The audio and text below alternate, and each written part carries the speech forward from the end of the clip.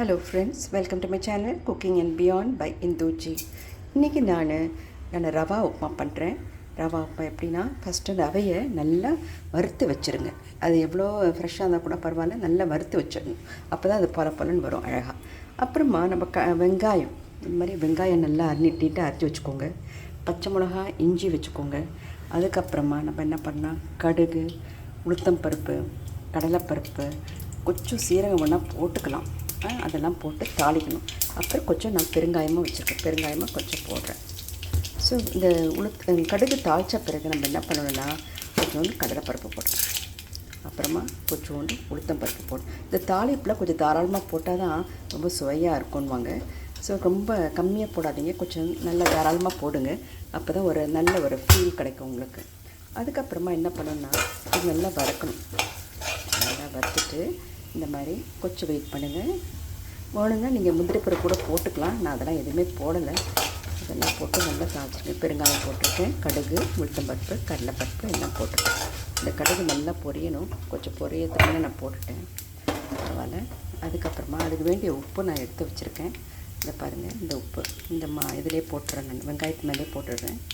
So உப்பு ஒரு கப்புக்கு ஒரு ஹாஃப் கப் ஹாஃப் டீஸ்பூன் போட்டால் இப்போ வந்து உங்களுக்கு நல்லா இதாகிடுச்சு. அதுக்கப்புறமா இந்த வெங்காயம் வச்சுருக்கோம் இல்லைங்களா, அதை இதில் போட்டுருங்க. வெங்காயம், கருவேப்பிலை எல்லாத்தையும் போட்டுருங்க.